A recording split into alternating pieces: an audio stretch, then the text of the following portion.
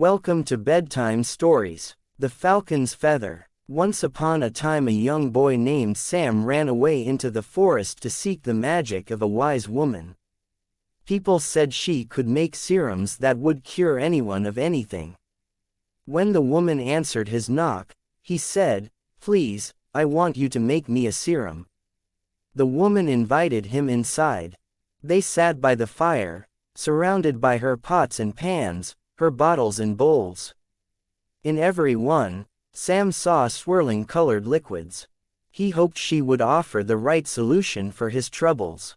"What is your problem, child?" the woman asked. "Everyone believes my serums can cure anything, but that is not always so." "Oh, please help me," Sam said. "The trouble is my parents. They don't understand me. They never listen, and when they speak, their voices are angry, and if I ask for anything, they turn away and make excuses. Sometimes they talk about me behind my back. I've heard them complain." "And when did this begin?"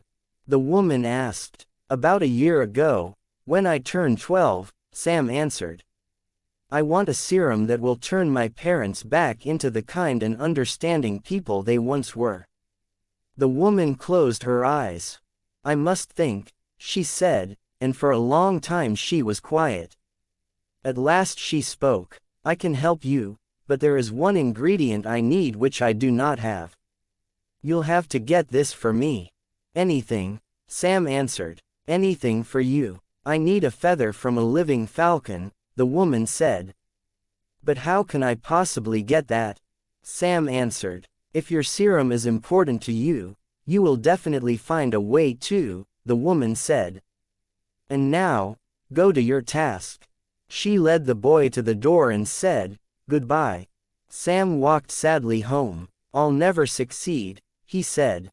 But that very night, as he lay awake pondering his problem, he remembered a place called Falcon's Mountain where some falcon nested. He would go there the next day and watch the falcon. Perhaps a falcon's feather would fall to the ground. At dawn the next day, he set off for Falcon's Mountain. When he arrived, he was frightened at the huge, majestic creatures with their yellow eyes and sharp talons. He could not take his eyes off the birds, and so, all day until the evening, he sat and watched the creatures as they fished in the rushing river at the base of the mountain and perched on the branches of the trees nearby. However, by the end of the day he felt his quest was hopeless. Falcons were fierce and strong. He would never succeed in finding a falcon's feather. But day after day he returned and sat quietly, watching closely, learning all he could about that great bird, admiring their soaring flight, recognizing their weakness and their strength. One day a young falcon flew near, and Sam spoke gently to him, "Hello there." The next day he was there again, perched in the tree above which Sam sat. After many days, they grew to understand each other, to establish a mutual trust and feel their comfort. Sam felt like this majestic bird was his friend, and so he spoke. "I wish you would give me a feather," he said softly. "I would be so grateful, and in return perhaps I could do something for you." The young falcon stared at him, and Sam knew he was listening. More days passed, and now Sam knew the falcon's flight patterns and their nesting style. He and his young falcon friend grew even closer. Then one fine day when he reached the tree where his special friend perched, he found a falcon's feather lying near the tree. He picked up and smiled at his friend. "I'll always be grateful," he said, and he ran to the wise woman's home. "Look," he cried, "I've brought a falcon's feather, and now you can make my serum." The woman smiled. "Good work," she said. "Now tell me, how did you get to this feather?" Leaning and beaming, Sam told the woman how he had watched the falcon, to earn their respect, and the trust he had gained, and the way he learned to be patient, to learn about their needs, feeds and deeds. He talked of the way he earned the trust of one who could give him his feather, and how he had come to love them all.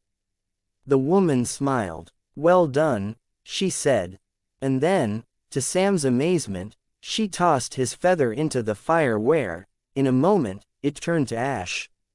What have you done? He cried. All my hard work and struggle, and now it is for nothing.